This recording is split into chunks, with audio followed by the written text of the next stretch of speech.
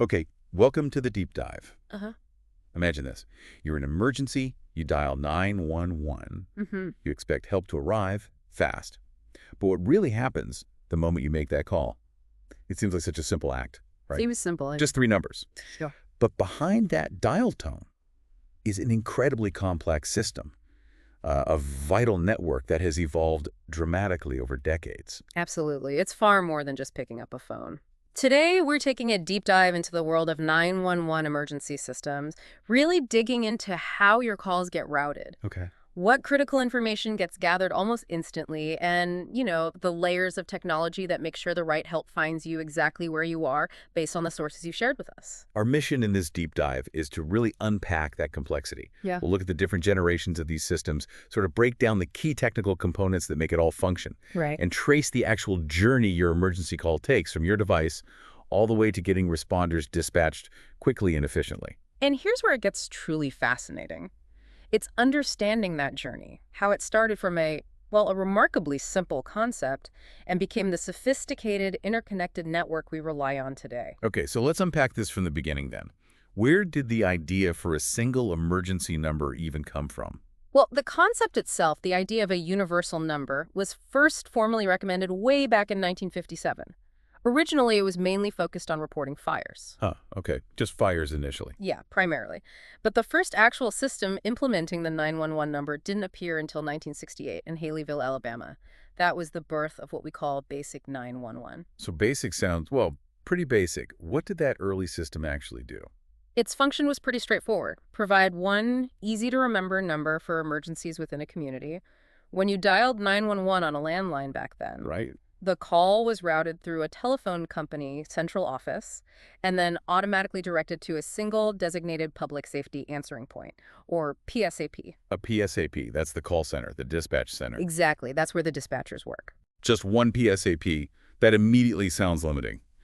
What were the big challenges with that original setup? Oh, the limitations were significant. And from a dispatcher's perspective, potentially dangerous. The biggest problem was the lack of automatic number identification, ANI, Okay. and crucially, automatic location identification, ALI. The PSAP operator had no automatic way of knowing who was calling or, more importantly, where they were calling from. You mean they just see a blinking light, maybe? Or Yeah. just hear a ring? Exactly, just a ringing line. The dispatcher had to rely entirely on the caller to verbally provide their location and callback number. Wow. And because the routing was fixed to just that one PSAP tied to the central office, well, if you were calling from a location that was geographically in one police or fire jurisdiction, Mm-hmm. but your phone line happened to be served by an exchange routed to a different PSAP, the call would still go to the wrong agency's call center automatically. Oh, no. So then what? Then they'd have to try and figure out where you actually were and manually transfer you. Took time. Wow. Relying solely on a potentially panicked caller for location and then maybe having to transfer them. That sounds incredibly inefficient and risky. It absolutely was. So the immediate necessary next step was adding that crucial data. Which brings us to the first major advancement. Right. The introduction of ANI and ALI capabilities. This enhanced the basic 911 system by integrating it with the telephone company records. And how did that change things for the dispatcher? What did they see then? Well, now when a call came in, their equipment could automatically display the caller's phone number, that's the ANI, Okay. and using that number to query a telephone company database, the ALI database, it could automatically retrieve the subscriber's address associated with that landline. Okay, so they instantly had a number and an address. That's a massive improvement. Oh, it was revolutionary. It Oh. gave dispatchers vital information immediately. Huge step forward. However, There's the however. yeah, the routing often remained the same. Calls were still typically routed to a single PSAP based on that phone company central office, even if the system knew the caller's address. It had the data, but not yet the intelligence to route the call based on that data. This stage is sometimes called Basic 911 with NALI. So knowing the location is one thing, but getting the call to the right place based on that location is the next hurdle. Makes sense. Precisely. And that's the core innovation of Enhanced 911, or E9-1-1. Let's unpack this a bit. E9-1-1 introduced selective routing. Selective routing. This is the real game changer that ensures calls go to the correct local PSAP responsible for that specific emergency location. Selective routing. So it routes selectively. How does it know which PSAP is the right one out of potentially many in a region? It works by translating the caller's location, their address, into a unique code. It's called an emergency service number, or ESN. ESN, okay. Think of the ESN as a key. It tells the system exactly which combination of police, fire, and EMS agencies serve that specific point on the map. Okay, so the ESN is critical. What are the essential pieces of infrastructure that make E9-1-1 and selective routing possible, based on the sources? What needs to be in place? There are three key components working together. First, you need the Master Street Address Guide, or MSAG. MSAG. Right, and this isn't just a list of streets, it's a validated list of all street names and address ranges within a service area. It ensures the address data is accurate and consistent. So it's like the official dictionary of valid addresses for 911. Got it. Exactly. Second is the ALI database we mentioned before. Right, the location database. But now, this database doesn't just store the subscriber's address and ANI, it links that address to the correct ESN. Okay, so MSAG validates the address format, ALI database stores the address and links it to the ESN. What's the third piece? That's the Selective Routing Database, or SRDB. SRDB. Yep. This database is what the network equipment queries using that ESN. The SRDB contains the routing instructions. It uses the ESN to identify the specific PSAP that is designated to receive calls for that particular emergency service zone. Emergency service zones. This is where the geography comes in, like mapping it out. Yes. ESZs are defined geographic areas, usually within a county or city.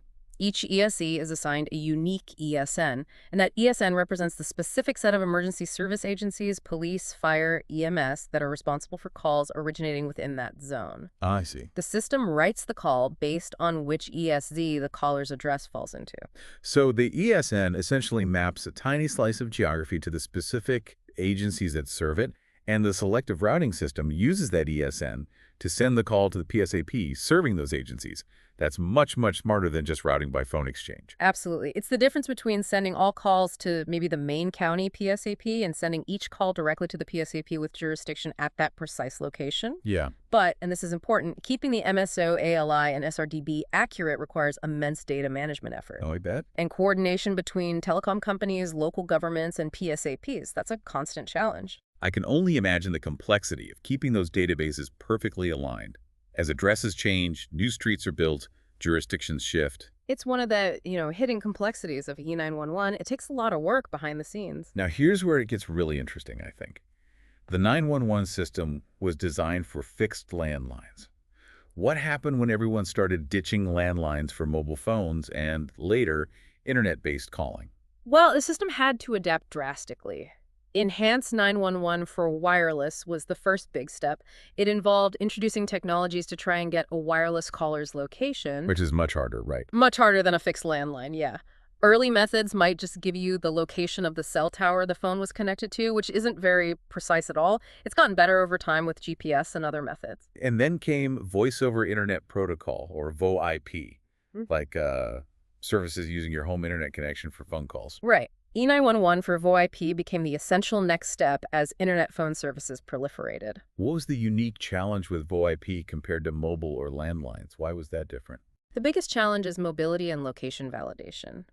A landline is tied to a physical address, period. Right. A wireless phone moves, but its location can often be triangulated or determined via GPS signals. A VoIP device, however, well, it can be physically located anywhere the user takes it and plugs it into an internet connection. Oh. It could be completely detached from the billing address associated with the service. If you take your VoIP phone adapter to a friend's house across town or even across the country, the address your service provider has on file is wrong for emergency purposes at that moment. So how did they figure out how to get location for a VoIP call then? The responsibility was largely placed on the VoIP service providers, the VSPs. They have to have a process to validate a location for the service, usually when you sign up. Got it. Then when a 911 call is made over VoIP, a special temporary identifier, it's called an ESRK or ESRQ, depending on the specific system, architecture is associated with that call. ESRK or ESRQ, like a temporary tag. Exactly, a temporary key for that specific call. The PSAP system uses this key to query the VSP's database, sometimes called a VoIP Positioning Center, or VPC, to retrieve the caller's validated location and callback number in real time. It sounds like the system is essentially asking the internet provider, Okay, this temporary ID is calling 911. Where are they supposed to be right now based on the info you have? That's a pretty good analogy, yes. It queries the VSP's data associated with that session key. The sources also mention a specific approach in Canada that's a bit different. Oh, right. What's different there? How do they handle VoIP 9-1-1? Well, a 2005 CRTC decision, that's their telecom regulator, mandated Canadian VoIP providers offer 911 service comparable to either basic or full E9-1-1. Okay. Often their solution involves routing the VoIP 911 call first to a dedicated third-party call center, not directly to the local PSAP. Why the extra step? Why go to a third party first? That third-party center's primary job is to verbally confirm the caller's location. They actually talk to the caller to make sure where they are. Once the location is verified by talking to the caller, then that third party transfers the call, along with the confirmed location data, to the correct local PSAP. That's a really interesting distinction. It seems like it would slow down the initial connection to the local dispatcher slightly. It does, potentially. But it aims to ensure the location data is accurate, manually verified, before it arrives. Precisely. It adds a layer, but prioritizes getting a validated location before handing it off to the emergency responders. It just highlights different regulatory approaches to the same technical challenge. So with all these calls coming in from different technologies, landlines, wireless, VoIP, bringing in number and location data, what does this mean for the people inside the PSAP, the telecommunicators answering that critical call? What kind of equipment are they working with? Yeah, the PSAPs themselves are equipped with pretty sophisticated systems tailored specifically for emergency response, and the sources describe a few different configurations for these systems themselves. Like on-premises versus hosted. What's the difference there? Yes. An on-premises PSAP has its core call handling and dispatch equipment physically located within that specific PSAP building. Okay, it's all in-house. Right. A hosted configuration means the core equipment is located remotely, maybe in a secure data center somewhere, and it serves one or potentially multiple PSAPs via network connections. Ah, like a shared service? Kind of, yeah. Hosted systems can offer benefits like easier maintenance, updates, and maybe better scalability across different PSAPs sharing the service.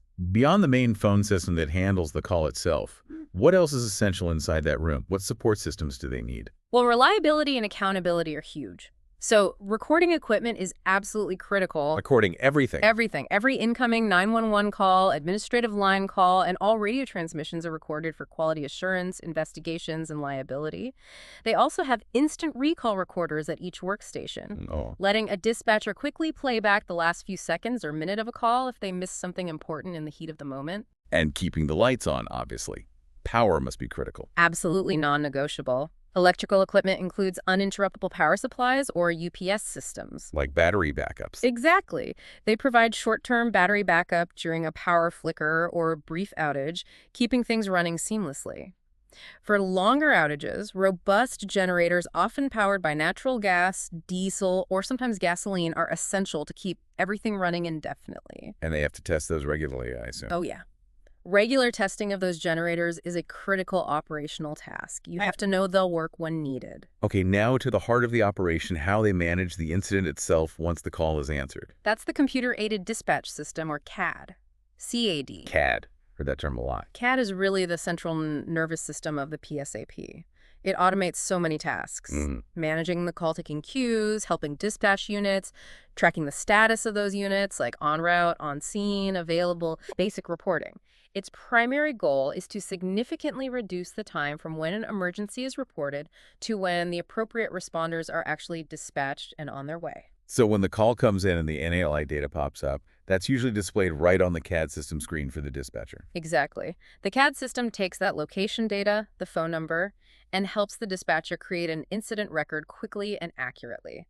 Because CAD is so critical, systems often have primary and secondary processors for redundancy. If the main system has a problem, the backup kicks in seamlessly. No downtime allowed. Makes sense. What about managing all the incident reports afterwards and the long-term information? Is that part of CAD too?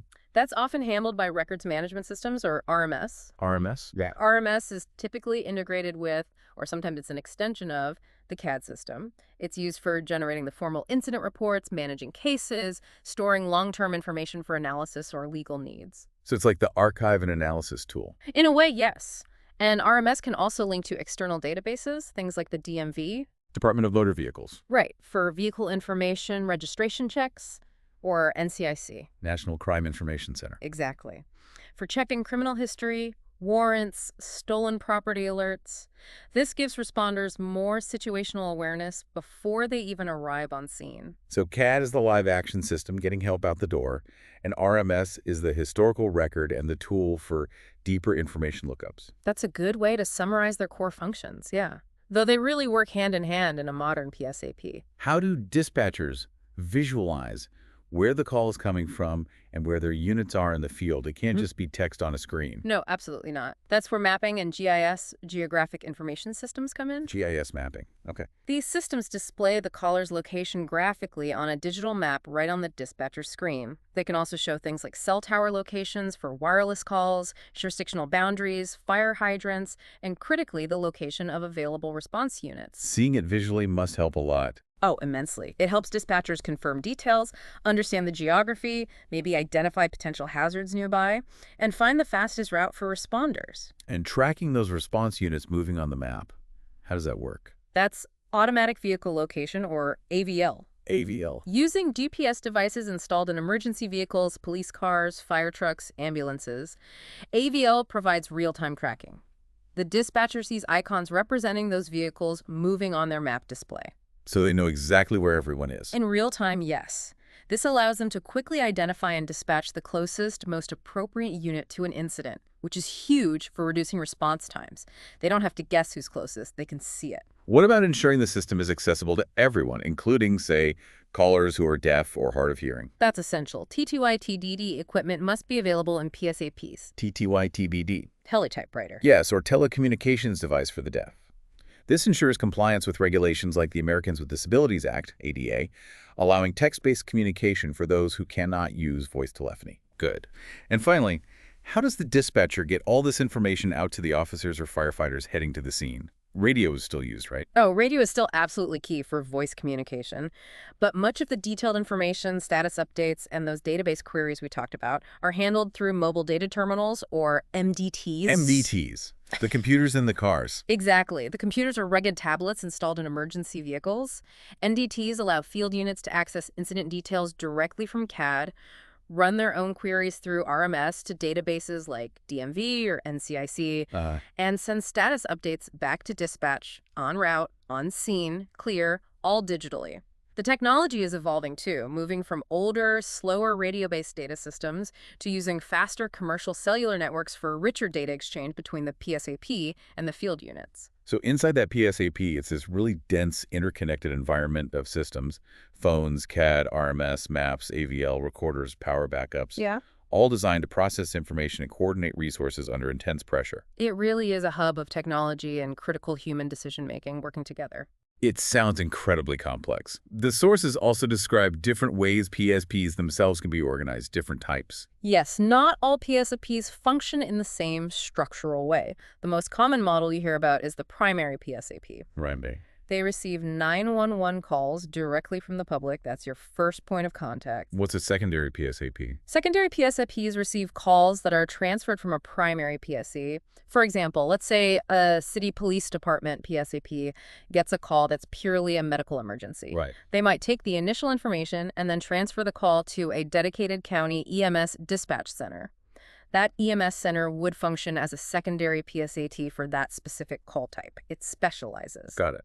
There are also single versus multiple jurisdiction PSAPs mentioned. Yeah, that's pretty straightforward. A single jurisdiction PSAP serves just one specific agency, like one city police department or one geographic area. A multiple jurisdiction PSAP serves several different agencies, maybe police for multiple towns or county fire, or covers a broader geographic area with different authorities operating within it, all from one center. What about consolidated PSAPs? That sounds similar to multi-jurisdiction. It is similar in function, but the term consolidated usually implies a more deliberate process where multiple public safety agencies, like maybe the city police, the county sheriff, the city fire department, department and the regional EMS provider all choose to combine their separate 911 operations into a single, unified PSAP. So it's a conscious merging of previously separate centers. Exactly. This often requires complex interlocal agreements, figuring out funding, governance, standardizing procedures. It's a big undertaking, but can offer efficiency benefits and potentially better coordination in large-scale events. And private PSPs, are those part of the public 911 system? No, not directly part of the government 911 network. Private PSPs are operated by non-public safety entities. Think like large corporate security operations for a big campus or commercial alarm monitoring centers. Like my home alarm company's call center. Precisely. They function as an adjunct. They might receive automated alarms or calls related to their specific service, and then they relay necessary information or transfer calls to the public 911 system if police, fire, or EMS response is needed. Okay. Finally, the sources mention virtual PSAPs. That sounds like it embraces the remote aspect we talked about with host systems earlier. It does. It takes it a step further. A virtual PSAP is more of an architectural model. The underlying technology allows telecommunicators to securely log in and operate from various physical locations, potentially even outside a traditional brick-and-mortar call center building. Wow, so they could work from different sites? Potentially, yes. This structure is beneficial for things like staffing flexibility, disaster recovery if the main center is unusable, and maintaining operational continuity during an emergency that might impact a single building. It offers resilience. So many different ways to structure the human and technical components. With all these interconnected systems, databases, and sometimes distributed locations, ensuring the calls actually get through reliably must be absolutely critical. Reliability, or survivability as it's often called in this context, is paramount in 911 system design. You can't have calls getting dropped. The sources point out techniques like using dual tandem switching systems in the network. Dual systems, like redundancy. Exactly. It means having redundant network switches and core equipment. If one piece of critical hardware fails, its mirror image system is immediately ready to take over the load, preventing calls from being dropped or blocked during the switchover. Having that layer of backup seems completely non-negotiable for emergency services. It's built into the core network architecture design from the ground up. It has to be. Okay, so to pull all this together, let's try and visualize that journey we talked about at the start. The sources often include diagrams that show the typical flow of an E9-1-1 call. Right. So, you see, the call originating from the caller's device could be a landline, could be wireless, could be VoIP. And the system's first job almost instantly is figuring out the location, right? Exactly. Using the caller's location information, the ANALI data for landlines, or the various location mechanisms for mobile and VoIP, the system queries those key databases we discussed. The ALI database and the Selective Routing Database, SRDB. And that's where the ESN, the emergency service number, works its magic to send it to the right PSAP. Yes. Based on the ESN derived from that location data and the instructions in the Selective Routing Database, the call is directed over the dedicated emergency network lines to the specific PSAP that is responsible for that address or geographic location. Once it lands at the correct PSAP, what happens at the dispatcher's end? The telecommunicator's equipment, their workstation console, receives the voice call simultaneously with the ANLI data. This data is often automatically displayed or presented to them on their screen, usually within the CAD system, as the phone rings. So they see who and where before they even say hello? Ideally, yes. And then all those internal PSAP systems we talked about kick in to support their work. Right. The CAD system helps them process the incident, record details, identify hazards, and dispatch the right units. They use mapping GIS to see the location visually and AVL to find the closest responders. RMS helps with documentation and deeper lookups. MDTs keep the field units connected with data. It's this incredibly complex, orchestrated dance happening in milliseconds to seconds. It's all designed to integrate technology and human actions to minimize the time from the moment an event happens to the moment help arrives. Every second counts. What's really fascinating here, stepping back, is seeing how this system, starting from that remarkably simple concept back in the 60s, just one number, has layered on complexity and technology piece by piece. ANA and ILI to know who and where, selective routing and ESNs to get the call to the right place based on geography. Then adapting, sometimes painfully, for the massive challenges of mobile and VoIP location, and then building out all these sophisticated, interconnected internal PSAP systems like CAD, RMS, mapping, and AVL. Every single piece seems focused on getting the right information to the right responders as quickly and accurately as possible. It's such a clear example of a critical public safety system constantly needing to evolve and integrate new technologies just to keep pace with how society communicates. It really can't afford to stand still. If communication changes, 911 has to change with it. So what does this all mean for you, the listener? Understanding the details of this system, from the hidden databases to the dispatch consoles, really highlights the truly incredible coordination, the immense data management challenges, and the sophisticated technology required every single time someone, somewhere, dials 911. It's far, far more than just a phone line. It's a complex lifeline built on decades of innovation. And thinking about that constant evolution, this raises an important question for you to consider. Given the relentless pace of technological change, think about the rise of new communication platforms, messaging apps, maybe even Internet of Things devices that could detect emergencies automatically in the future. What are the next necessary adaptations and challenges the 911 system faces? How does it need to evolve next to ensure it remains effective and resilient in handling the emergencies of tomorrow?